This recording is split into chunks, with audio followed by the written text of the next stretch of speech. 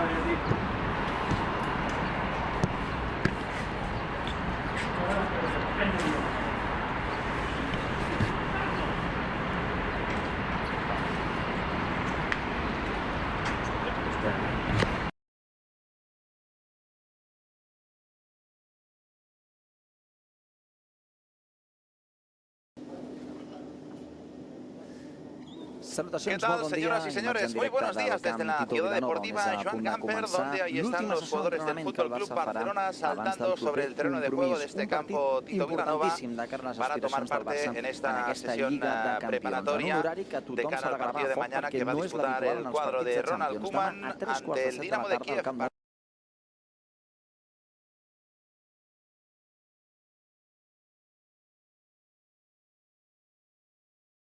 Partido que se va a disputar a partir de las 18:45, es decir, que no se va a jugar el encuentro a las 9 de la noche, sino que lo va a hacer en este horario menos habitual de la máxima competición europea, un partido en el que el Barça buscará sus primeros puntos en esta Champions tras caer en los dos primeros partidos de la máxima competición continental ante el Bayern de Múnich por 0-3 y tras perder posteriormente también por 3-0 en el campo del Benfica.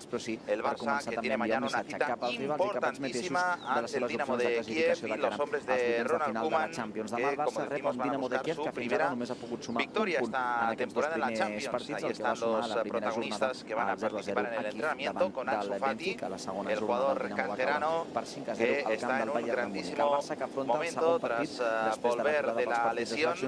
Ansu, que ha sido ya decisivo en algunos partidos con el Barça, sin ir más lejos. Este pasado fin de semana, partido en el que el Fútbol Club Barcelona derrotó al Valencia por 3-1, y Ansu tuvo un papel absolutamente determinante, marcando el primer gol del encuentro y provocando la acción del penalti que supuso el 2-1 para el Barça. Los protagonistas, los jugadores disponibles que están ya preparados para empezar el entrenamiento. Un Barça que hasta el momento no ha conseguido puntuar en la Champions y mañana tiene una oportunidad de oro para lograr sus primeros 3 puntos. Vemos a Ousmane Dembélé, que ya está participando con sus compañeros en los entrenamientos. Explicaba, sin embargo, Ronald Koeman en la previa del partido contra el Valencia que aún no hay tiempo de recuperación, que es difícil saber cuándo Dembélé estará ya disponible, cuándo va a recibir el alta médica. Y en todo caso, el jugador que poco a poco va recuperando el ritmo, y estaremos pendientes, por lo tanto, de cuándo pueda recibir el alta médica. Vamos a ver si será para el partido de mañana, o si puede ser incluso para el Clásico, o si tenemos que esperar más días para ver la reaparición del futbolista francés que se lesionó, recordemos, en la Eurocopa este pasado verano en un partido con su selección, la de Francia, quien ya está recuperado. Jugador que también estuvo lesionado últimamente, Jordi Alba, que de hecho ya entró en la lista de convocados en el último partido antes del parón de selecciones en el campo del Atlético de Madrid, pero Jordi Alba, que ya jugó de titular ante el Valencia. Y sobre todo, este hombre, el Kun Agüero, jugador que disputó los primeros minutos como blaugrana este pasado fin de semana ante el Valencia. Recordemos que el Kun entró en el minuto 86 de partido, sustituyendo a Serginho Dest, y Agüero, que es otra baza importante, sin lugar a dudas, para el ataque del Fútbol Club Barcelona. Recordemos que es el máximo goleador del Manchester City en toda su historia, con 260 goles, jugador con experiencia y que, por lo tanto, es también un salto de calidad al equipo en estas posiciones defensivas, y otro jugador que tiene Ronald Koeman para utilizar en esta demarcación de la delantera. Aunque recordaba Koeman que, al igual que en el caso de Ansu, hay que ser paciente y que poco a poco tiene que ir entrando, y en todo caso ya fue una grandísima noticia poderlo ver de corto en el pasado partido ante el Valencia, donde, como estamos comentando, disputó los últimos minutos del partido, sustituyendo a Serginho Dest, un Agüero que vivió con muchísima intensidad también el partido desde el banquillo, siguiendo las evoluciones de sus compañeros, y que celebró todos los goles que consiguió el Barça ante el Valencia. Mañana es otra competición, es la Champions, y el Barça, que tiene una oportunidad, insistimos, de oro para lograr sus primeros 3 puntos en esta máxima competición continental, con Ansu Fati, que disputó su primera titularidad tras su lesión en el duelo ante el Valencia. Lo hemos comentado, fue absolutamente decisivo, porque marcó un golazo en el minuto 13 de la primera parte, y además provocó la acción del segundo gol también en el primer periodo. un segundo gol que acabó materializando Memphis con el lanzamiento desde los 11 metros desde el punto de penalti. Pero Ansu es un jugador que le va a dar muchísimo, lógicamente, al ataque del Barça, el futbolista que disputó ante el Valencia, no todo el partido, que fue sustituido en el minuto 58. En su lugar entró Felipe Coutinho, que marcó, curiosamente, el tercero del Barça ante el cuadro valencianista. Veremos si mañana Ansu también es titular y veremos también el número de minutos que disputa. Y está junto con Memphis, dos jugadores que se entendieron a la perfección en el duelo del pasado fin de semana. Conectaron muy bien entre ellos y son dos de los jugadores que esta temporada están destinados a marcar diferencias en la línea ofensiva, en la línea de ataque. Ahora estamos viendo a los guardametas del Barça con Iñaki Peña, con Neto y con Marc-André ter Stegen. Recordemos que Neto el pasado fin de semana disputó el duelo de filiales en el campo del Real Madrid Castilla, el guardameta canterano que fue el portero del Barça B, y ahí está ejercitándose con Neto y con Marc-André ter Stegen. Comentar que el Fútbol Club Barcelona y el Dynamo de Kiev han disputado 12 partidos oficiales con un balance de 8 victorias, un empate y una derrota. El Fútbol Club Barcelona, que ha marcado 12 goles, ha encajado 8. Estos precedentes que estamos comentando. El Dynamo de Kiev, por su parte, ha perdido 3 de sus últimos 4 partidos fuera de casa con Mircea Luchescu en la Champions League. Mircea Luchescu, un clásico en los banquillos, y que es el técnico del conjunto de Kiev. Dinamo de Kiev que tampoco sabe lo que es puntuar esta temporada en la Champions, sí que sabe lo que es puntuar, mejor dicho, no sabe lo que es ganar. Empató el primer partido en casa ante el Benfica y podía haber ganado perfectamente el Dynamo de Kiev, un partido en el que hubo oportunidades en ambas áreas y al Dynamo de Kiev incluso le anuló un gol el VAR. Fue el resultado final del empate a 0. d'Eric Garcia, perquè el central català va ser expulsat amb dues que disputó sus primeros minutos en la Champions la temporada pasada precisamente, pero fue en el campo del Dynamo de Kiev, en el duelo que acabó con una victoria solvente del Barça. Estábamos hablando esta temporada del Dynamo de Kiev, el cuadro de Luchescu que caía en la segunda jornada ante el Bayern de Múnich, que de momento se está mostrando como un ciclón en esta primera fase de la máxima competición europea.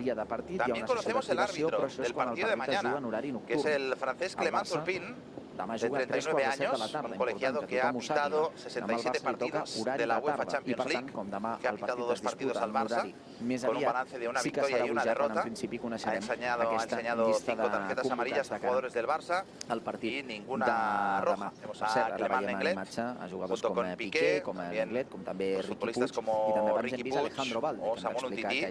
Veremos mañana la defensa del Barça, porque Araujo, recordemos que está lesionado, mientras que Eric García está sancionado, y veremos cuál es la pareja de centrales del Fútbol Club Barcelona. Tiene muchos números para volver a ser titular este hombre, Clément Lenglet, y formar pareja en el eje junto a Gerard Piqué. Una de las opciones también es Umtiti, al que vemos ahí en estos ejercicios junto al resto de sus compañeros. El Barça, que mañana, recordemos, tendrá de nuevo el apoyo de la afición, ya sin restricciones. Este pasado fin de semana se levantaron las restricciones, coincidiendo con el partido entre el Fútbol Club Barcelona y el Valencia, y veremos mañana cuál es la asistencia en este horario poco habitual, las 18:45, pero es importante, importantísimo el apoyo del público. Esperemos que mañana el Camp Nou tenga una buena entrada para dar apoyo a los jugadores que entrena Ronald Koeman en este partido tan y tan importante ante el Dynamo de Kiev de Luchescu. El Barça, que en los próximos 4 partidos que va a disputar en las diferentes competiciones, de los 4 próximos partidos, 3 son en casa. Recordemos, Barça-Dynamo de Kiev, mañana 18:45. El domingo, el clásico a partir de las 4:15 de la tarde, Fútbol Club Barcelona-Real Madrid. Y ya nos vamos al próximo miércoles 27 de octubre a las 7 de la tarde, partido de Liga entre semana. El Barça que visitará el campo del Rayo Vallecano, uno de los equipos que de momento ha empezado mejor la Liga de Primera División, cosechando muy buenos resultados, el Rayo Vallecano. Y posteriormente el Barça va a cerrar el mes de octubre en casa de nuevo para medirse al Alavés, partido que se va a jugar el sábado 30 de octubre a las 9 de la noche. Y ya en noviembre el primer duelo que tendrá el cuadro de Ronald Koeman va a ser en Dynamo Kyiv, mejor dicho, para medirse al Dynamo de Kiev en una nueva jornada de la Liga de Campeones, partido que se va a jugar el martes día 2 de noviembre a las 9 de la noche. Son los compromisos más inmediatos que tiene el Barça en las diferentes competiciones. Hemos visto también en imagen a Serginho Dest, va repartir a més la seva futbolista segona que actuó en assistència una aquesta posición temporada más avanzada en el último partido que jugó el Barça ante el Valencia, un jugador polivalente, Serginho Dest, y que lo comentamos también estos últimos días, marcó un golazo con su selección en el último parón de selecciones. Un ambiente en el entrenamiento del Barça, lo comentaban los protagonistas tras ganar al Valencia, que ahora el equipo lógicamente tiene más confianza, tiene más moral y que le vino muy bien el triunfo.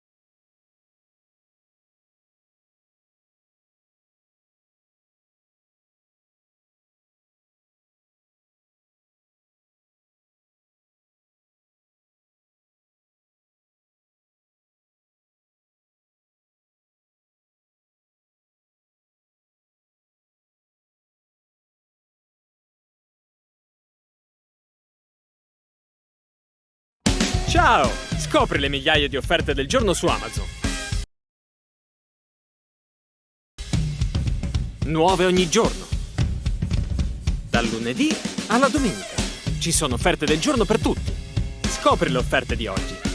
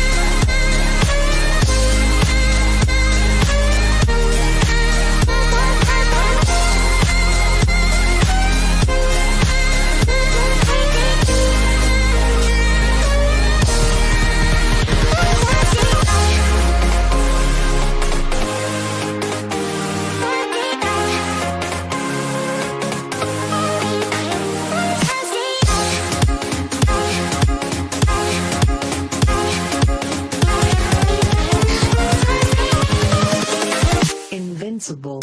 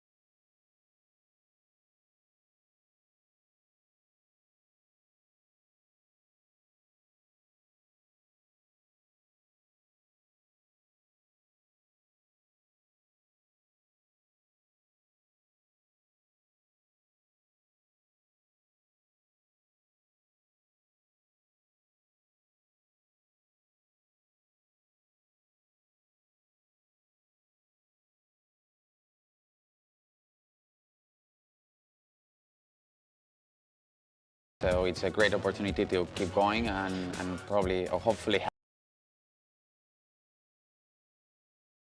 have 2 consecutive games with very good sensations or feelings. And it's a demanding game. At the end, it's Champions League, but it's a team that we can win playing the way we want to play. So let's try and do it. Robert, any surprises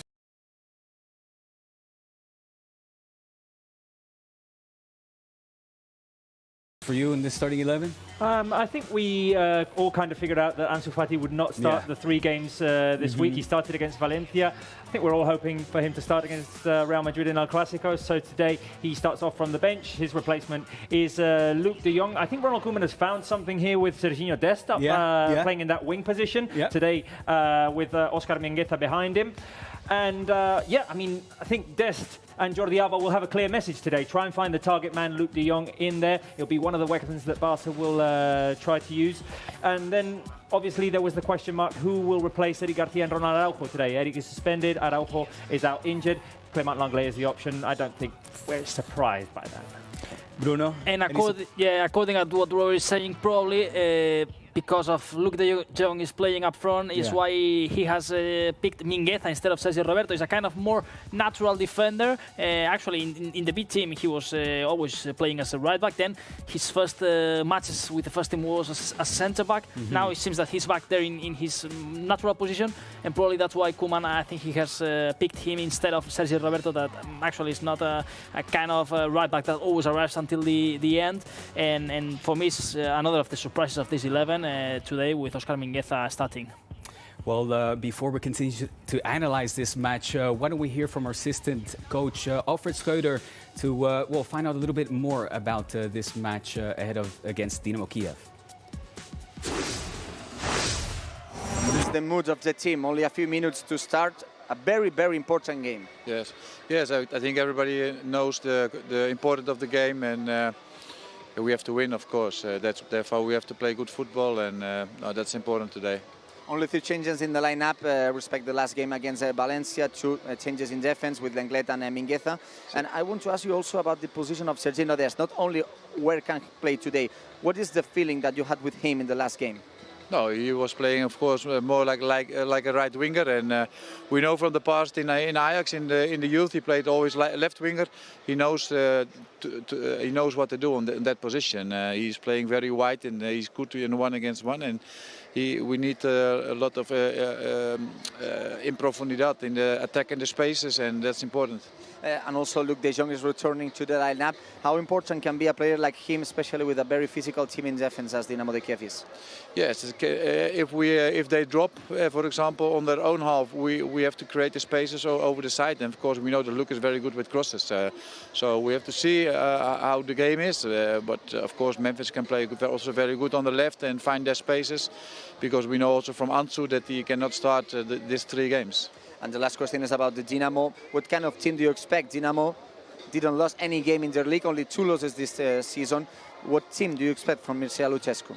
No, it's a very good team. They play very good football. If you look at the last game, they lost 5-0 from Bayern München, but it was not like the normal result in the game. They played very well a lot of times, and you see that this is a very good coach, that they improve a lot with the ball compared with last season, so it will not be so easy, and they have a lot of good young players. Thank you, Alfred, and good luck. Thank you. The words there of assistant coach Alfred Schreuder, expecting a Dynamo Kyiv that is going to be very tight in defense. So, of course, he hopes that the Barca offense will be able to exploit the spaces. Why don't we connect at this point back with our reporter over in the Camp Nou, Mai, to find out what the starting 11 for Dynamo Kyiv will be. Yes, Diego, we already have the 11 men that will start today against Barca for Dynamo. So let's start with Georgi Buchan in goal. Ketziora, Ilya Zabarny, Sirota, Mikolenko in defense, then Sidorchuk, Shaparenko, Sigankov, Bujalski, Carlos de Pena, and their forward, 89, Vladislav Supriat. This is the 11 men that Lucescu have chosen today to face Barca, and you said it before, the last time they visited us, we won 2-1 against them, and we have them in the group stage last season. We beat them twice. We hope we can do the same tonight. We absolutely keeping our fingers crossed, of course, for that win. It's an absolute must-win. It's win or pretty much go home in the case of Barça. Anything that won't be advancing to the latter stages cannot be seen as a good thing, of course. But guys, lots of changes with regards to the match against Benfica, of course. How do you guys see these changes? Are they forced changes, or do you think that they're changes, well, to also to take advantage of the fact that we're playing in the Camp Nou, bigger pitch, of course, as well? Yeah, I think Barca are going to want to play wide with the likes of Serginho Dest, with the help, as Bruno said, of Oscar Mingueza, and then Jordi Alba just going up and down the left flank, because we know that Memphis likes to drive inside. And yet, I think that the main enemy for Barca today is not Dynamo Kyiv. It's the own pressure that the team will put on themselves, knowing that this is a must-win game. If we're able to beat that, if we're able to come out, be strong, and dominate from the beginning, as we did against Valencia, even though we conceded first, Barca were very impressive in the first half. If we come out with that mentality, with that aggressiveness, I think we'll be fine. Wow, your impressions? Well, I'm very excited to see these three players in the midfield. I think it's the first time that Frankie de Jong, Sergio Busquets and Gavi play together, at least with the structure that we are all suspecting that will be a 1-4-3-3. Gavi is a player that likes to have the ball. De Jong likes it too, but has more tendency in going up front. So I would love to see what that provokes in our game, and also on the opponents, of course, which will be very curious. Yes, and I think that probably Koeman, of course, for this kind of games where you are supposed to be dominating, to have Eric Garcia suspended is a kind of a negative point, because he's a player, of course, that gives you a lot when you are moving your lines up front, and that can give you lots of passes to the left, to the right, and to open the game. But well, we also have Clément Lenglet, that is another player that he always plays good with the ball, and it will be also a good test for him in a season that is not having probably the protagonism he had other campaigns. It can be also a good chance for him tonight. Barça, of course, are coming off of the back of that well, let's call it a very convincing and crucial victory against Valencia as well. In particular, that first half, I think really Barça got into their own and showed their stuff. And Sean, really, that game against Valencia must be the perfect setup to face such an important match against Dynamo. Yeah, it is. And I think even Ronald Koeman said it. It wasn't all perfect against Valencia. The team kind of slowed down in the second half. We saw a bit of a wear and tear there, but we came out very aggressive in the first half. There's one stat here that I'd like to highlight that says that Dynamo Kyiv have suffered the most high turnovers against any other. Sorry, I'll start again. The most high turnovers against, so they've committed the most high turnovers than any other team in the UEFA Champions League in their own half. Wow, okay. So if Barca are able to keep be effective in that high pressure, force mistakes, then we'll be able to get opportunities out of that. Wow. What do you see? I mean, Barça in their high press tends to sort of sometimes switch it on and switch it off, also to the dismay sometimes of Ronald Koeman. He would like to see that intensity throughout the 90 minutes. How do you see this? Well, obviously, having Oscar Mingueza in the starting 11, who's a player that likes to press forward, to run forward, it's a positive thing. I would like to see Luc de Jong on that high pressure. I haven't seen him much in those situations, but it would be very important that he supports on that too. And we know about Gavi that he will be providing this to the team. He's going to be pressing high, he wants the ball. And obviously here we have to see the two center backs because we know Eric, we know Minguez as well, that they like to go forward. Probably Lenglet has more tendency in going backward, but we will see if Piqué and Lenglet push us forward, and then we have Ter Stegen paying attention to the spaces left behind. And Bruno, I think you are going to highlight a few of the statistics with regards to the last match against Valencia. Yes, actually, we want to highlight how Barça played against Valencia, and of course, as you can see there in your screens, it's a really clear 4-3-3. It's Gavi playing a little bit more in the left, but look at Serginho Dest's position. That is, of course, what I want to highlight. And look, Sergio Roberto, both right backs, really focused there on the job that they have to do and opening spaces. And related to this, if we can see the following slide that we have prepared, is how the game changed for Barca in terms of the attacking thirds, because here we have it. This is the game against Valencia, for example. Look how balanced more or less is between the left and the right, of course with Serginho Dest playing up in the right. And compared with Benfica, who actually in the left was the same Serginho Dest, but playing as a left back, how practically the whole game was played there in that side. This is a tendency that in the last games, not just this one of Benfica, in other league games, we have seen Barca was playing a lot in the left. Of course, today with no Ansu Fati there is another of the players that always can help you. But with Serginho Dest in the right, Pau, I don't know if you agree with me that today probably Serginho Dest will have to be really important there, and that's one of the options Koeman has picked him to open spaces and to have both strong sides in the right and in the left. Yes, and I'm really looking forward to how Mingueza will interact with him, because at the end we know that Mingueza likes to arrive into the final third, to have these passes in the box, occupy inside space as well, which will force probably Dest to occupy this outside space, make it out wide. And also the other day, talking about the pressure that you were mentioning before, Serginho Dest used to retreat a little bit because of Gaia. He was paying attention a lot onto that, so probably having a Dest going forward straight away from the very beginning and recovering these balls up front, because I've been checking the goals that they conceded against Bayern, and many of the goals came after losing the ball starting from the back, like the second coach was saying, that they like to have this ball. It's also an all-or-nothing game for Dynamo Kyiv in order to get qualified for the round of 16. Exactly. They've made 4 changes in the lineup, so I don't think they are also in their best moment in general. In the league they are still leaders, but in the Champions League they also suffered a lot against Bayern Munich, losing 5-0. And yeah, they have introduced 5 changes. Kyiv, Sirota, Bujalski and Sufraja are the 4 players that will start today instead of Simcic, Shabonov, Andrievski and Harmash. So 2 changes in defense and 2 up front. The number 9 actually changes today with the chance for Sufraja. Well, it's going to be a special match indeed, and even all the more special, of course, seeing as the fans are back allowed in the stadium. And on that note, why don't we head over back to the Camp Nou to connect with Mai to see what the ambience is like and see if you got to talk to any fans. Mai. Well, Diego, we're here with some of the fans that are arriving right now at Camp Nou. And I have here a guy who's dressing. Can you turn to see your jersey? Frankie de Jong, because the question is, where are you guys from? We're from Holland, of course. And what are you doing here in Barcelona?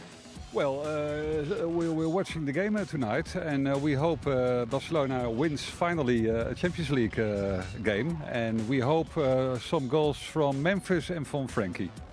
Of course, you support all the Holland guys from the team, and our coach is actually from Holland also, so we have many Dutch people in our team. What do you expect for tonight? Apart from the prediction that we want to know, your score for tonight, what do you expect in this game? Well, I think it's going to be a lovely game because we have to win. So I think it's going to be exciting, and I think we win 2-0. Yeah. You want to say something to the team, like a support message or something that they probably can hear? Well, we are Twan and we are Jos from Holland, and we support, of course, Barcelona. En voor de Nederlandse jongens, zet hem op en winnen vanavond. Thank you so much. This is part of the reactions from the fans here, and you can see, Diego, we have people from anywhere in the country. Well, that's excellent to see, and as a fellow Dutchie, zet hem op, kom op Barça. You can imagine what that means. It just means go on, Barça. We can do it. We can do it indeed. We'd like to see the fans back at the stadium, of course. Although, because of the strange hour, I don't know if we can expect a full Camp Nou. It is a weird hour here in Spain, seeing as still many people are still obviously working. But good to see the fans back. And, well, I don't know. What are you guys expecting? Are you expecting sort of a half full against Valencia? 47,000? Yeah, I'd say more or less half full, which is what we saw the other day. Yeah. Obviously, as you mentioned, this is a weird hour in which lots of people here are still leaving work. Yeah. So, I mean, we might see people drift in gradually. It's a good excuse to leave work early. Right? It is a good excuse to leave work early. We're not able to do it here. We're going to stay here. But no, I mean, I think the one who can attest to this the most is Bruno, who was there on Sunday at the Camp Nou, pitchside reporter on that day. And you could feel the atmosphere as more and more people are allowed into Camp Nou. The ones that will be there for sure, that they will support a lot the team, because we are seeing it during the whole campaign. It's not being an easy year so far, but the supporters always having with the team, and let's see, of course, if tonight also they can celebrate a good night. We will have to wait, I think, 5, 10 minutes, 15, because traffic jams in Barcelona is getting crazy. The city of Barcelona has changed a lot. So we can analyze at halftime probably which is the attendance, because I'll imagine that most of people will miss the first minutes, and if they miss the first minutes, why not? They can miss some Barca goals. Well, we don't know. One player that definitely is not going to miss any of the first minutes and will be there at the Camp Nou is Kun Agüero, and we got a chance to hear from the Argentinian striker before the match. Sí, bueno, obviamente esto es diferente, es Champions League y nada, con muchas ganas y bueno, se ve el equipo con esa confianza para poder mañana lograr los 3 puntos, ¿no? Está claro que tenemos que ganar sí o sí, tuvimos 2 derrotas y nada, no nos queda otra que empezar a ganar y bueno, ya después ver los otros resultados, pero yo creo que ya más depende de nosotros. It's always a bit of confidence what you need and what you get if you win the game. The way how we play in the first half was really good, and that's the way how we like to continue. And we know the importance of the game of tomorrow, because we need a win, we need 3 points, and we are well prepared to win the game for tomorrow. Yeah, the team is well prepared. What I said before, they got a certain confidence out of the game against Valencia is to continue to do things better in the second half that we didn't do good against Valencia, and try to make a game more complete and in different ways with our ball position, but also when we lose the ball to have a really fast reaction to recover. And that's really important in our way of playing. Ronald Koeman there stressing that we have to really impose our style of play. Of course, both him and Sergio Agüero very well aware of the fact that, well, this is an absolute must-win game. And on the note of Kun Agüero, of course, him making his debut against Valencia was great for all Barca fans and for the player alike. Can we expect him maybe to get any minutes today? I hope so. Yeah. I hope we get to see a little bit more of him, because we only saw really 5 minutes once the game was done, once Felipe Coutinho scored. And I'm really looking forward to see what Kun Agüero can bring to this team. He's another option that we've got up front. I've said it so many times now, I feel very repetitive, but he's a proven goal scorer. Yeah. He scored over 20 goals in each season that he played for Manchester City, except for 2 of those. And one of them because he was struck with injuries last season. So I'm hoping that we can have a healthy Agüero and that we can have one that can contribute in terms of creating opportunities and scoring, and I'm really excited to see him. Let's see if he gets 20, 25 minutes, half an hour today. I'm hoping that'll be the case. And Pau, what do you think? I mean, obviously, Kun gives Koeman another attacking option, but what do you think precisely he adds to the team? Well, what I saw within the 5 minutes that he played was that all the players were looking for him, obviously, because he was the new guy, probably. And the fans as well, demanding that players they were were like, pass it to Kun. Everyone was looking for it, even if there wasn't a passing line. But what I saw is that he was like very close to the ball.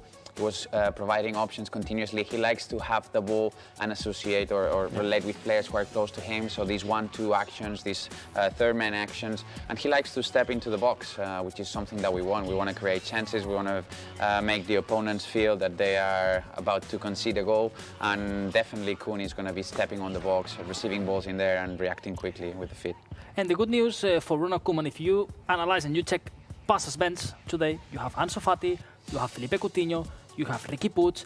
I mean, you have plenty of options to change things if you need it during the game. That in the last games, and actually, if we compare last Champions League clash against Benfica, he had no options in the bench to try and change things. So that's another important thing to take into account now for the team, that players are getting recovered. So you start having now options to change the dynamic, and if a game goes for one way, you can change it. And that is, of course, taking into account that we still don't have Ousmane Dembele. Pedri is still recovering. Araujo today is out as well.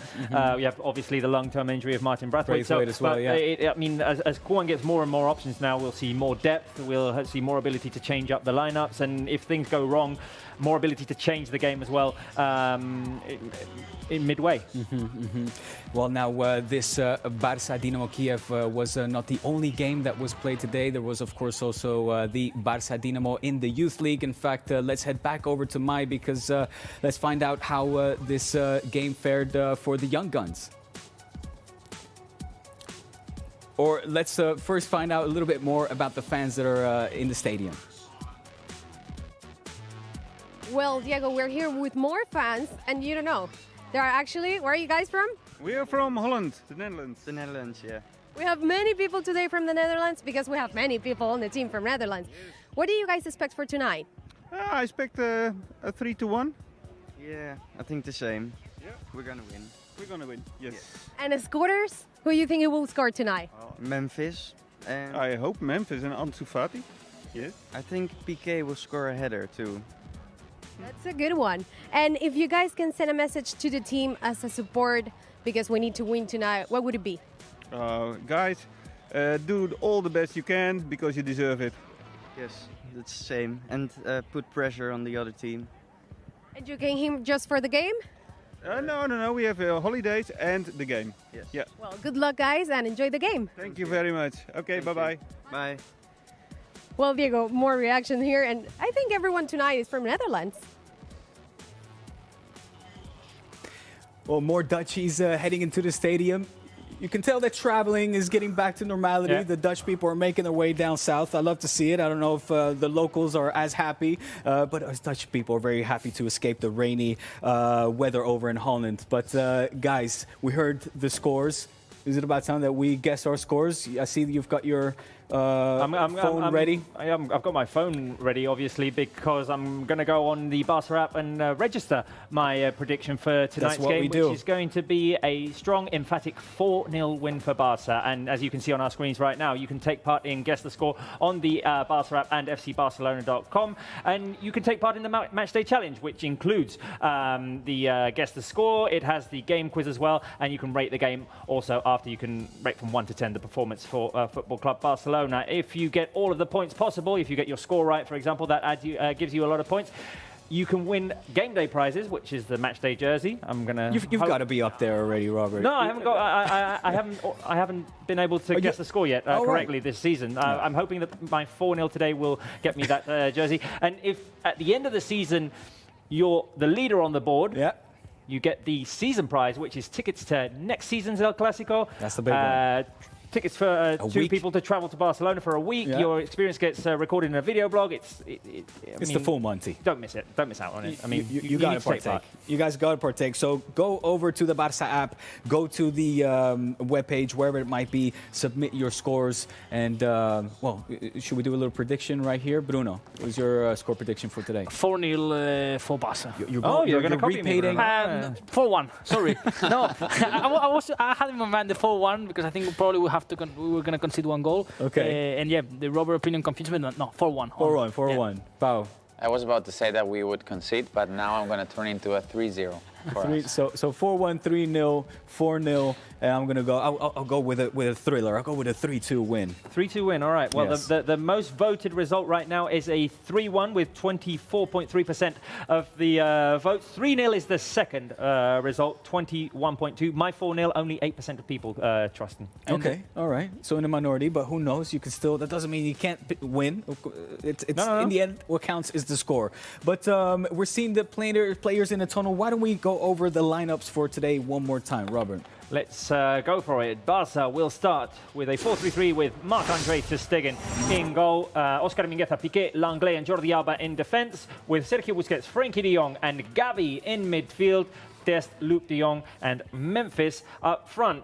For Dynamo Kyiv, it'll be a 4-2-3-1 formation, and the men picked by Mircea Lucescu are Bushan in goal, Ketziora, Zavarni, Sirota and Mikolenko at the back, the double pivot with Sidorchuk and Shaparenko. The three attacking midfielders will be Sigankov, Bujalski and Carlos De Pena up front, Supriaya. This is a team, by the way, guys, that made it very difficult for Barca last season at the Camp Nou. It was a 2-1 win. We got the 3 points, but they had several opportunities and could have easily run away with the points. Saved it for us, really. Yeah, he did. And about Lucescu, one can think, well, he's one of the managers with Arsene Wenger that has lost more times against Barca, but on the other hand, he has won 2 games and 1 draw. Not bad start at all. If we take into account that Lucescu has been managing teams not favourites in the Champions League, like Shakhtar Donetsk, where he passed his best era, now with Shakhtar Donetsk. So, I mean, he's a manager also that knows to compete, and last season also put things difficult to Barcelona at the Camp Nou, and it will be interesting, I think, to see their strengths tonight. And let's expect, and hopefully if Barca can score also an early goal to everything get a bit more calm. But it's going to be kind of the first game. I think this group is really under pressure, because actually last campaign, well, it's true the team loses in the first game, in the first leg of the round of 16 against PSG, so then they go there without being favourites. In the league, it's always a regular competition, so probably we're talking that tonight is a kind of the first key and class game of this group and this manager, Ronald Koeman. Definitely, definitely. Well, the game is close to starting. Diego, we'll see you in post-game. Yes, indeed. See if you get your prediction right. We will see. We will see. Keep our fingers crossed. 3-2. I'm really not in for a thriller tonight. I mean, I'm more for a 4-0. Just keep ourselves calm, be able to pace ourselves before El Clásico on Sunday as well. That is true. That is a good point. Well, right. We'll see you in post-game, Diego. All right. Cheers. Okay. And guys, this is, of course, a must-win game for Barca after falling defeated against Benfica and Bayern Munich in the first 2 games of the group stage. Is that added pressure Barca's main enemy today, as I was saying before? Well, it's something that definitely they are taking into consideration. They know it. It's a fact. And sometimes it can be a motivation for them, like they don't want to consider or have another loss. So hopefully they can deal with the pressure. The players are used to that in Barca. So. Yeah, I think, at least for me, I think it is positive. When you're a football player, you want to... For Valencia at the weekend in the league, Oscar Mingueza, Clement Lenglet and Luc de Jong. Well, it's a very warm welcome to this independent off-tube studio-based coverage of the Champions League this evening. Match day 3, action from Group E, and Barcelona at the Camp Nou, where Barcelona play host to Dynamo Kyiv, a game that maybe a couple of years ago would have looked a formality for the Catalan giant, but they're a long way away from the team that they once were. Barcelona will be kicking things off from left to right in this first half. Barcelona, of course, have had a torrid start to the Champions League. 2 3-0 defeats to Bayern Munich and then Benfica. Last time out sees the Messi-less Barca not get off to the greatest of starts, as they have started the game off here. Sergio Busquets in possession across to Jordi Alba, and then Clement Lenglet will play it across to Gerard Piqué. It's myself, Jack Deaton, alongside John Hogan for this game this evening. And John, I suppose in theory it should be straightforward for Barcelona, but the Champions League hasn't been straightforward for them so far. No, nothing's straightforward when you don't know what your best team is, you don't know what real style that you're playing in. It's a whole, it's a learning curve. My other thought is that I used to love watching Ronald Koeman play for Barcelona, quarterbacking that team, and they were great, and then obviously watching Messi, as you've mentioned, Xavi and Iniesta were brilliant, weren't they? But who are this lot? What do they do? I'm really excited to watch them, but I think that Dynamo Kyiv will fancy that they could cause an upset, but that's easier said than done. Yeah, Kiev, of course, have actually got themselves a point, so they are ahead of Barcelona at the moment in Group E. They sit third after a 0-0 draw with Benfica. They were beaten 5-0 by Bayern on match day 2. Barcelona in possession at the moment. I'll run you through the 2 team lineups with Barca on the ball on the halfway line. For them, it's Marc-Andre ter Stegen in goal, Oscar Mingueza, Gerard Piqué, Clement Lenglet and Jordi Alba are the back 4, as Memphis Depay tries to break forward here down the left-hand side, twisting and turning away. A good challenge comes in. The ball will fall to Jordi Alba, who whips it across goal, and the header from Serginho Dest is over the top. The Dutchman getting in at the back post, got there ahead of Victor Mikalenko, and in the end got his header wrong, but a good start from Barcelona. Yeah, it's a good ball hung up to the far post. Really, I'm thinking he should score. Did he just get underneath that a little bit? I think he's misjudged it.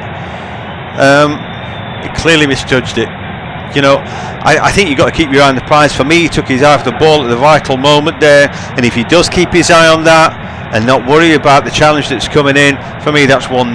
So really it should have been a cracking start for Barca. The rest of that Barca team, by the way, Sergio Busquets is in front of the back 4. Gavi and Frenkie de Jong are the two central midfielders, with Serginho Dest on the right, Memphis Depay on the left, and Luke de Jong through the middle. For Dynamo Kyiv, it's Georgi Bushchan who starts in goal, Tomasz Kędziora, Ilya Zabarny, Alexander Sirota and Viktor Mikolenko are the back four. Sergei Sidorchuk, the captain, is alongside Mykola Shaparenko in the middle, with Viktor Tsigankov, Vitaly Buyalski and Carlos de Peña as the sort of three in behind Vladislav Supriyaha, which is easy for me to say. Just under 3 minutes on the clock. Barcelona 0, Dynamo Kyiv 0.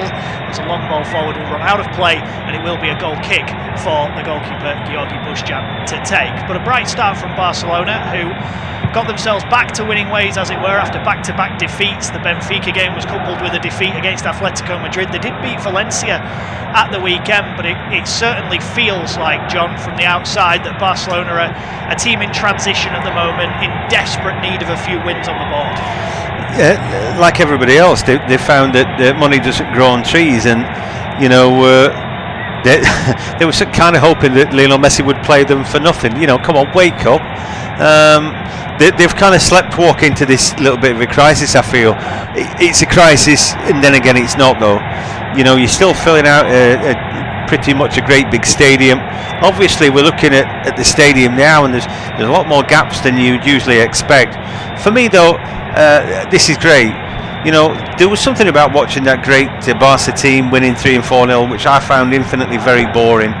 You know, for the fans who do make the trip now, there's a bit of jeopardy involved. You might lose the game. Come on, that's life. You know, why should there be just this global phenomenon that rolls everybody over? You know, so I think that makes life more interesting for them. Here's Piqué in possession, just to the right of the centre circle, plays it from right to left to Clement Lenglet.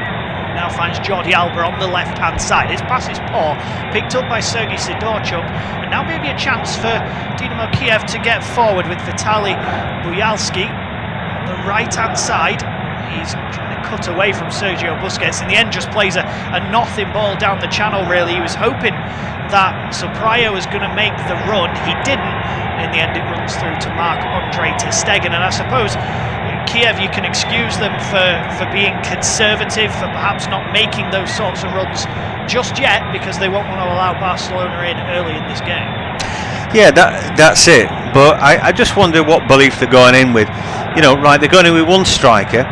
His scoring record for Kyiv is pretty terrible. 2 goals in 20-odd games, and he's only 21. Maybe they know something we don't, that he's turned the corner, you know, that kind of thing. And that can happen. Listen, I just watched 23-year-old Patson Daka score 4 goals for Leicester against Spartak. But it seems to me that it's a little bit hopeful, that they're a little bit light. Back in the day, if you wanted to go to the Nou Camp, just think you were going to sit back and defend, you'd end up nowhere. But is that the case today? You know, maybe in doing that and having the odd breakout, Dynamo Kyiv are giving themselves more chance of getting at least a point from the game. Busquets across to Piqué, who fizzes a ball into Serginho Dest's feet out on the right-hand side. He goes back to Mingueza, who turns and finds Busquets, who will pick a pass from right to left out to Jordi Alba. Alba down the line into Memphis Depay on the edge of the box. He shifts it to the overlapping Alba, who plays a decent ball towards the back post again. Dest versus Mikolenko. This time neither player makes contact, as Mingueza somehow keeps it in play on this near right-hand side. He finds Gavi, a highly rated young central midfielder, to Frenkie de Jong now, midway inside the Dynamo Kyiv half, plays a lovely ball with the outside of his right foot to Jordi Alba.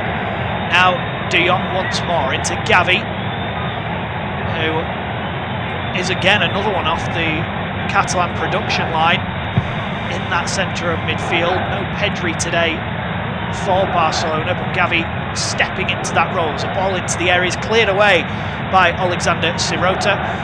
Be a Barcelona throw-in on the left-hand side, level with the edge of the Dynamo Kyiv penalty area, with just over 6.5 minutes on the clock. Barcelona 0, Dynamo Kyiv 0. Alba into Depay, back for Gavi on the edge of the 18-yard box. He finds Jordi Alba, and Alba will go all the way back to the halfway line. There is incidentally another game going on in the Champions League, as RB Salzburg are playing Wolfsburg. Salzburg actually lead that game by 1-0 on loan Bayern Munich man Karim Adeyemi is the man who has given the Austrian side the lead, as Gavi plays a good ball down the left-hand side to Jordi Alba, just returns it back to Gavi, who over the last couple of minutes has got himself on the ball, opening himself up and trying to show for it. He's going to be important for them because he's a player that will try and go box to box and will try and get involved as much as possible. As Jordi Alba floats the ball to the back post, Dest will bring it down right-hand edge of the 18-yard box, looks to pull it across, it's half cleared, but only as far as Dest once again. Now Mingueza back to Dest once more. On this right-hand side, level with the edge of the 18-yard box, he walks the ball 5 yards towards the penalty area. Barcelona have to go back, and there'll probably be a lot of this evening, John, of Barcelona going forward, seeing that there is just a wall of white shirts in front, so having to go back to the halfway line and restart. Yeah, it's quite right. I mean, it looks like Dynamo Kyiv have really set their stall out. They're going to defend the whole lot of them below the halfway line. You know, there's a big bank of 5, then a 3 and a 2 in front of them. So they're shuffling them out wide, but really giving them nothing through the middle. You know, they're going to need to dribble well, aren't they? And for Kiev, we just saw them, they win the ball for half a second. You know, they're going to win a free kick here because Sergio was a little bit late with his challenge there, but the outball then is going to be hard for them. Quite simply put, Dynamo Kyiv are painting themselves into a corner early doors. But, you know, are the current Barcelona team the kind of team who are good enough to break the shackles? No Messi, no Iniesta, no Xavi. I know it's a while ago now, but those are the kind of stamp of players that are very hard to replace. And, you know, they're going to have to pass the ball pretty well. From what we've seen so far, they're passing the ball nicely, but it's that ability to drive, pass somebody, beat somebody.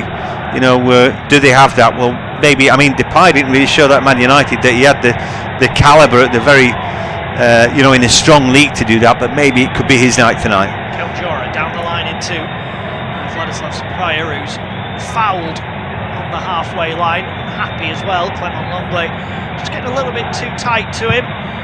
Just put his arms around him almost. Really drag him to the floor, but did enough for Sapraya to take the contact. And for the first time really in this opening 9.5 minutes, it's Kiev who are in possession inside their own half. The goalkeeper Georgi Bushchan, the Ukraine at number 1, plays it into Elias Abanyu with a long ball forward. Chested down here by Viktor Tsigankov, the highly rated youngster. Barcelona incidentally were linked with him last summer. The belief was that they had some cash in their pockets. He stayed at Kiev for now, as Dynamo are in possession here, midway inside their own half, with Zabarny once more into Tsigankov, and now Bialski. An attempted ball forward that's charged down. Barca try to start something, but can't. Instead it's brought down on the left-hand side by Viktor Mikolenko, and then the foul, Carlos De Peña. We'll see a Dynamo Kyiv free kick just inside their own half. It was Bialski, who was caught. It's the second time in a couple of minutes that Sergio Busquets has just had a little nibble at Bialski. Interesting battle between Dynamo number 10 and the Barcelona sort of holding midfielder. It's a long ball forward from Alexander Sirota, headed away by Gerard Piqué. These two sides incidentally did meet in the Champions League last season, just over a year ago to the day since these two met here at the Nou Camp, a game that Barcelona won by 2-1. Lionel Messi giving them the lead after 5 minutes on that day. So they certainly showed a lot of bite, did Dynamo Kyiv, as they gave it a real go. Barcelona travelled to Kiev. It was much more straightforward as they won 4-0. A ball over the top. Here's Bialski into the area up against Mingueza. Just about holds him off. Will pull it back. The shot comes in from Tsigankov. It's blocked. Mingueza will nod it back to Marc-Andre ter Stegen, and Barcelona there, John, cut open far too easily. Just a little ball over the top. Bialski ran through, but in the end Barcelona did just about enough to stave off a real shooting opportunity. Yeah, but again, there you see soft underbelly of Barca, don't you? Who wants to go back and defend? Virtually nobody. Who wants to attack for Kiev? Virtually everybody. You know, it was like a 4 against 2, that, wasn't it? And it's almost like they got in each other's way there. I think, like we said about the young kid up top, Priaha, it's going to be difficult for him to make his mark, but he might just do that if he gets a good ball like that. I think it's Tsigankov, the man that Barca have got to be careful about. Still relatively young, but from midfield, he's got a stack of goals in him, this fella. He knows the route to goal. My other thought is, while watching Barcelona, is really, Luke de Jong at top, not good enough really to play in Sevilla's team, let alone here. Why does Koeman keep going for these Dutch kids who aren't quite good enough? I don't really understand it. But anyway, here come Barca. They do, with Depay on the left-hand side, out to Jordi Alba, who's overlapped. He's got Depay in support, instead tries to prod it through to Gavi, takes a little nick off Sergej Sidorchuk, will give Barcelona their first set-piece opportunity. Seen a replay of the Viktor Tsigankov effort, looked like it was going harmlessly wide actually, as Gerard Piqué sort of blocked it with his chest.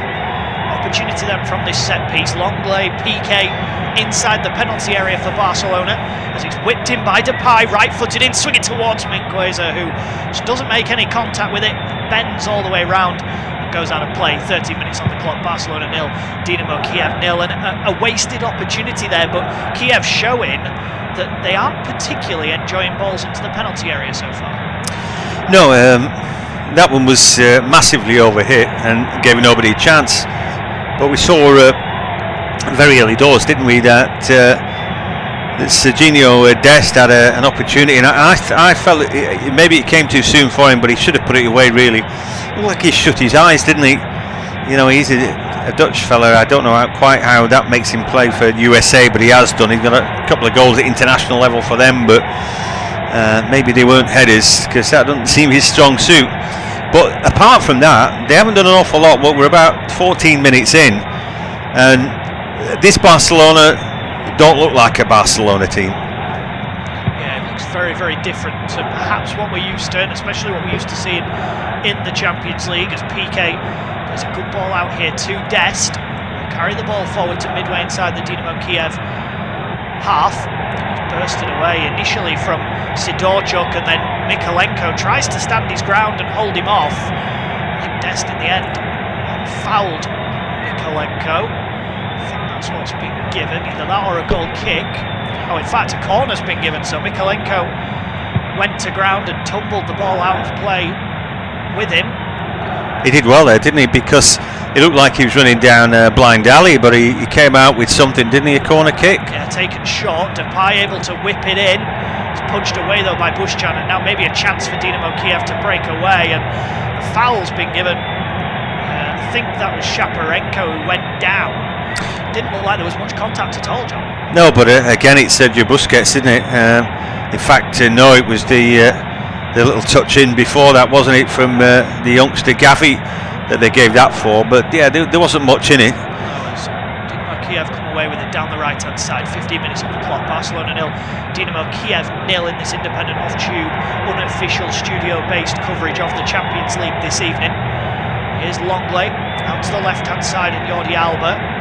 Depay looking bright down the left-hand side, trying to show for everything, just not able to get him involved just yet, as Piqué picks the ball up inside the centre circle before finding Oscar Mingueza to Frenkie de Jong. Just sold him short there. A good challenge from Mikola Shaparenko, but Barcelona were able to recycle it quickly, and Depay with a little flick ball down the line for Gavi, whose first touch was good. He didn't see though that the Kiev skipper Sidorchuk had followed all the way back. He put a strong challenge in to prevent Gavi going any further. Here is the young Spaniard in possession once again, back to the halfway line of Busquets. Now out to the right-hand side of Mingueza, who helps it further on its way to Dest, who again will look to try and face up against Mykolenko, but this time he goes one way, the ball goes the other. He left it behind, and Kiev can now look to try and break. The pass forward from Bialski was poor, and then Barcelona look to bring it down. De Jong trying to get there first. He goes down under the challenge of Shaparenko, nothing given. Now maybe a chance for a Kiev breakaway. Long ball forward from Carlos De Peña, but it's too close to Marc-Andre ter Stegen. Barcelona can carry the ball away, and the game's beginning to get a little bit stretched, John. Yeah, they again, when that ball broke for Kiev, it's like this 4 against 4. Again, who wants to chase back for Barcelona? In the end, the ball from Carlos De Peña wasn't good enough. He had a couple of years at Middlesbrough, didn't he? I don't seem to remember him playing too often. Anyway, needed a slightly better ball, didn't he? But only slightly better. So Barcelona keeping the ball, doing not a lot with it. And then Kiev, when they do have a breakaway, throwing numbers forward. I don't know who's got more chance of winning it.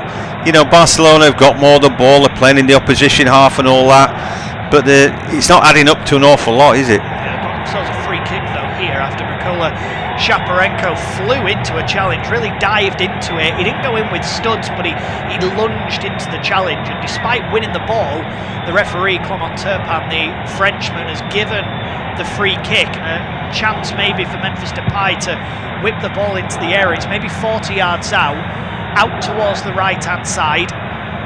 Just an opportunity for him to whip it, sort of out swinging towards the back post, you'd assume, as Depay does just that. De Jong with a header, and it's wide from Frenkie de Jong, I think it was. No, it wasn't. It was Luke de Jong who got the header. Not seen him at all, really, in the opening 18 minutes, but he did well just to glide away from his man. Got a strong header towards goal, and in the end, it's wide. It's not far wide. Should he be hitting the target, John? Well, I think he'd be disappointed. You know, one thing is there, it's difficult. He's stretching after the ball, but I think he should be almost heading it back towards where it came almost, you know, rather than glancing it. Glancing it, it's a real, you know, subtle art, isn't it? If he's going near post, he can attack the ball a little bit more. He's not too far away, is he? But like I said, you know, 10 goals in 69 games for Sevilla. You know, he doesn't batter the door down, does he? And he won't get much better chances than that. Here's Zygatkov out to Tomasz Kyiv, the Poland international. Attempted ball through is one back, but Dynamo Kyiv have managed to nip possession here inside Barcelona territory. With Shaparenko who gets the shot at goal. It was Depenya, who struck it there from the edge of the box. It was charged down quickly, and now a chance for Barcelona to break. Incidentally, Luke de Jong was one of the players getting back there and defending. As Busquets brings it down on the halfway line and plays it out to Dest once again on the right-hand side. Has a couple of glances towards the penalty area. His attempted ball in is blocked by Alexander Sirota, but only diverted behind for another corner and another Barcelona set piece. It's their third in a matter of minutes, actually. They're beginning to rack them up and apply the pressure of Barcelona, but you have to say Dynamo Kyiv aren't sweating yet defensively. They've looked relatively comfortable so far as Gavi takes it short once again to Memphis Depay. Gavi makes sort of an inverted run and is found now. The attempted ball in isn't great, brought down though by Busquets, whose attempted ball in is cleared. But Dest wins the second ball, and then Depay flashes it across the penalty area, volleying it first time, but it drifts harmlessly wide. Another wasted set piece from Barcelona. Yeah, there's a ball booted, but you know, nothing worked out for him. You know, I wonder if the club's too big for him. I thought Manchester United was too big for Memphis Depay, but then, you know, he's come on a little bit since then, and you hope that his career will have turned a corner. So far, I'm liking Serginho Dest, the right back, best for Barcelona. But here's a chance. Shot comes in, good save by the keeper there. Busquets having to push over Luke de Jong's shot. Yeah, it was a nice turn from de Jong on the edge of the area. Depay was the man who found him, and he turned away, opened his body up, looking to bend it towards the top corner, and it's actually a really good save from Busquets. One thing you'd expect the goalkeeper to make. He goes with his top hand and is able to tip it round the post. Another Barcelona corner. This time Depay takes it straight away, headed back across goal by Frenkie de Jong. Now a chance for Dynamo Kyiv to try and break away down the left-hand side with Carlos Depenya over the halfway line, deep now inside Barcelona territory. He has to turn backwards to Mykola Shaparenko, into Victor Mikolenko, who again can't play the right pass, and it will be brought down. Now an opportunity for Barcelona to get back in possession with Gavi on the halfway line into the centre circle. Now out to the left, and Jordi Alba. Luke de Jong makes a run in behind, and that's where the ball's attempted to be played. Decent fizz there from Jordi Alba. He saw the run of Luke de Jong, who isn't the fastest man on the planet. He wasn't able to get on the end of that. It was a good run though from the Dutchman, as Busquets, the Kiev goalkeeper, hooks the ball away right-footed, headed clear by Gerard Piqué. Now Depenya into Shaparenko and Mikolenko, before Sirota helps it all the way back to Busquets. Dynamo Kyiv actually beginning to grow in confidence when they're in possession. They don't want to be too confident though, as Shaparenko very nearly showed too much to Frenkie de Jong, who had to foul the Kiev midfielder. So it will be a free kick to Dynamo Kyiv on the edge of their own penalty area with just under 22.5 minutes on the clock. It means that we are a quarter of the way through this first half. Independent Off-Tube Studio coverage of Barcelona 0, Dynamo Kyiv 0, and John Hogan will take us through to half-time. Thanks very much, Jack. That's about the size of it. We need maybe it's a little bit more excitement, but well, maybe I've had all mine for the day, and that's Spartak 3, Leicester City 4 game in the Europa League earlier. That was really enjoyable. And Patson Daka, he showed the way forward, the Zambian, with 4 goals in that. Really good left foot striker, and he reminds me of Andy Cole, I think. We'll hear a lot more about him, and he's the kind of player that Barcelona could do, with somebody who you could roll the ball into the area, who plays on the shoulder, good left foot striker. But if they are a front three today with Depay, De Jong and Dest, which they're probably not, well, all I can think of is that it's not Neymar, Messi and Suarez, is it? So they're a long way away from that, but like we said, there's enough teams who seem to have bottomless pits of money, and maybe Barca becoming a bit more realistic as Luke de Jong lets the ball roll out, but it will be a throw-in that Minguez will take. I don't know about you, Jack, but it's my first look at Barcelona for a good long while. Again, there is some style about them and swagger. They keep the ball quite well, but it's pretty obvious that without the players mentioned, they don't really have the cutting edge. Yeah, there's still a lot of the Barcelona identity there, as Memphis Depay tries to glide into the area, important challenge, and Kiev in the end put it behind for a corner. But it is that little bit of quality that we've been so used to seeing, or the mountain of quality, I suppose, that Barcelona have had in recent years. It just doesn't look like it's there in this group. We're here to be proven wrong. It's a big week for them with this game and then El Clasico at the weekend. Corner kick then for Barca, ball into the box, just scrapes off the head of de Jong. He's leaning back for that, and under pressure. I wouldn't expect necessarily any better from him for that. It's not his fault that he's not Luis Suarez or whatever. Anyway, for Barcelona, they look a good team, but not a great team, and they could go on and win this game 3-0. I don't suppose we'd learn that much from that, but at the moment they don't look a team that you'd be it used to be in Europe, a kind of game like this you'd be banking on a 3 or 4-0. If you wanted to earn some money, you'd give the other team 1 goal. 4-1, that'll be a good scoreline, that'll make me some money, and then you'd be watching the goals rack up. It doesn't seem like one of those games. This time Kiev come across at the back with Sirota, and he's able to clear his lines. Kiev look like they want to play in the break, and so far they've done that pretty effectively. At times Barca don't look like they've wanted to chase back for each other. In the last Kiev break forward though, I thought Barca managed it fairly well.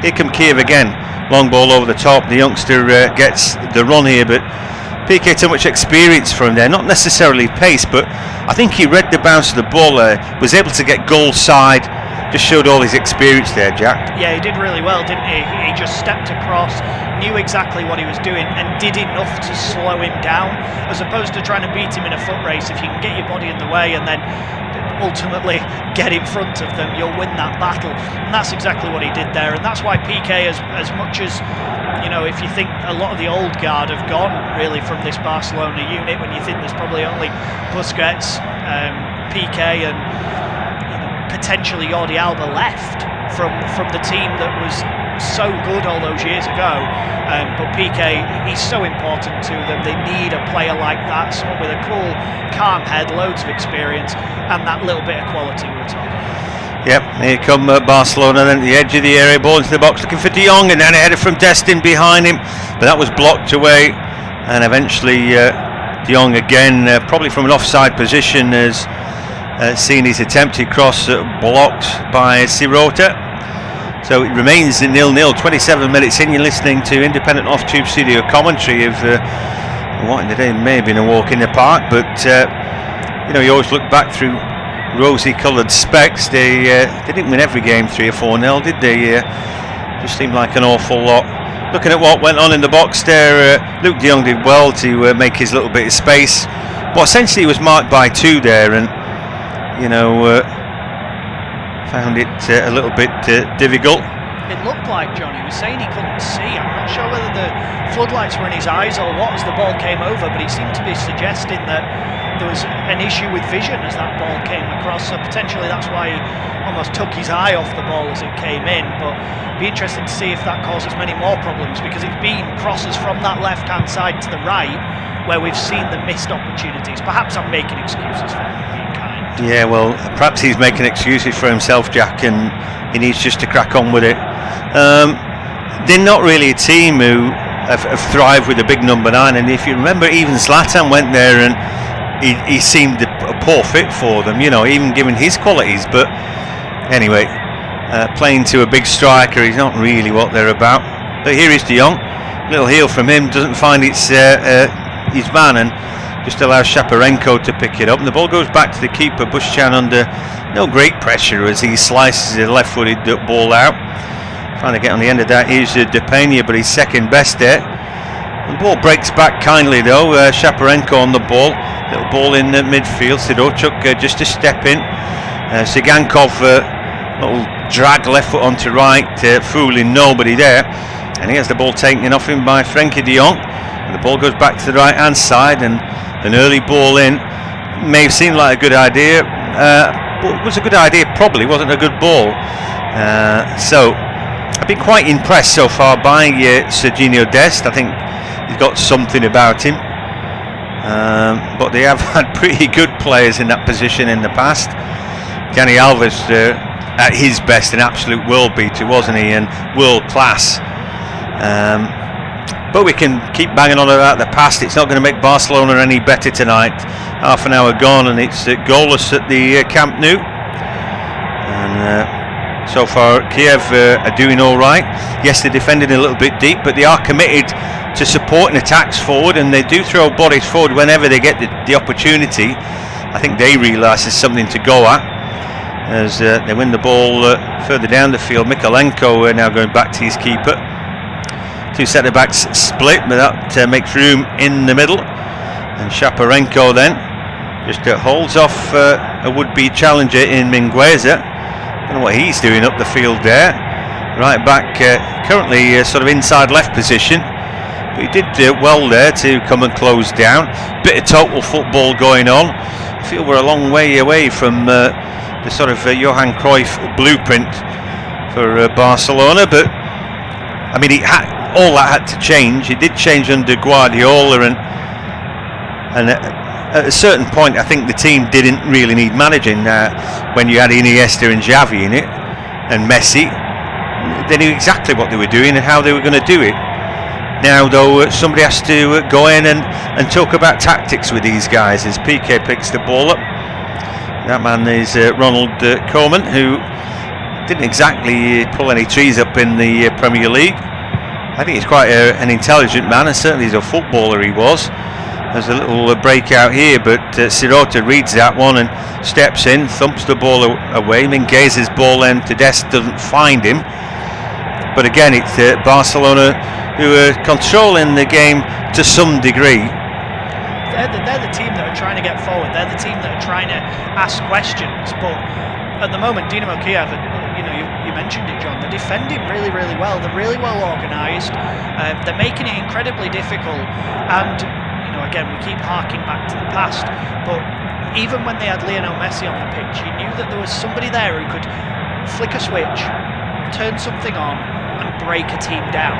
And I look at this 11 today, there isn't that player on the pitch. On the bench, they've got Coutinho, they've got Ansu Fati, they've got Sergio Aguero, they've got potential match winners sat on the bench.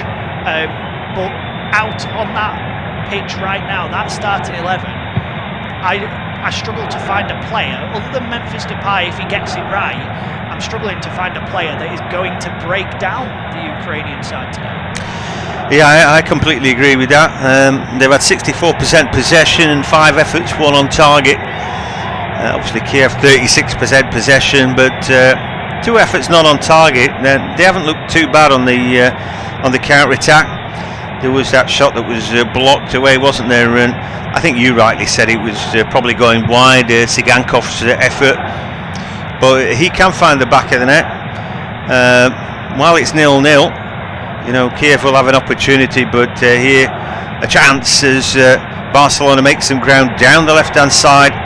The ball fizzed in by Alba, but it's actually a good take from the keeper. He read that one, but Bushchan, they have too much hard work to do. Alba's sporting a little beard now, but hipster beard he's got, as the long ball played up top. But this time the youngster going too soon, trying to bend his run there, Vladislav Supraja, but he just didn't do it enough, did he? Yeah, the idea was right, I think, in terms of playing that ball down the channel. I think if you aim to get in behind Barcelona, between the centre-back and the full-back, it's probably the way to go. But as you say, Supraja just went too early. It was a little bit lazy. I think for a 21-year-old, trust your pace. You don't need to go moving early. You don't need to try and break that defensive line. As much as PK and Longley are experienced, they're not the quickest.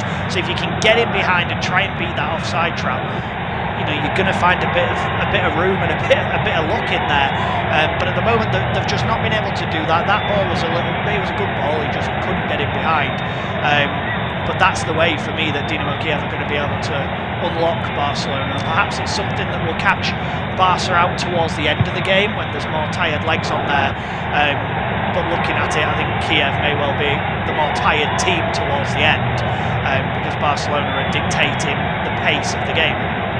Yeah, good ball into the box, good defensive header away as Luke de Jong was about to get on that. Zabani got across him. Good long ball forward, but this time Jordi Alba just can't get in the end of that. I'm just looking at the position here. Frenkie de Jong, he's playing second striker at the minute. If you see how many goals he's got in his career, you'd think, well, why him? You know, why someone like Coutinho or an Aguero sat watching it? We're watching somebody who doesn't really score goals playing second striker. You think, well, what's going on? Anyway, Dest now runs into a challenge. He can go back. Mingueza finds Dest again, the USA international. Finds Mingueza, percentage ball, no better, and an easy pickup for Bushchan. Movement, invention, we need a little bit more, don't we, as Memphis Depay there. Just falling over, Sidorchuk left his right leg hanging out there, and it's one of those that might have been a free kick at the edge of the area. Yeah, I think if he goes down immediately, it's probably given, but he takes 2 steps more. Because he's off balance, he then tumbles.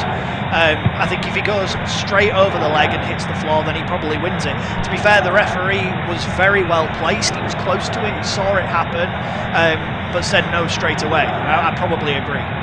Here's a real opportunity now. Dest with the shot, and a good save by Bushchan. He should have finished that one.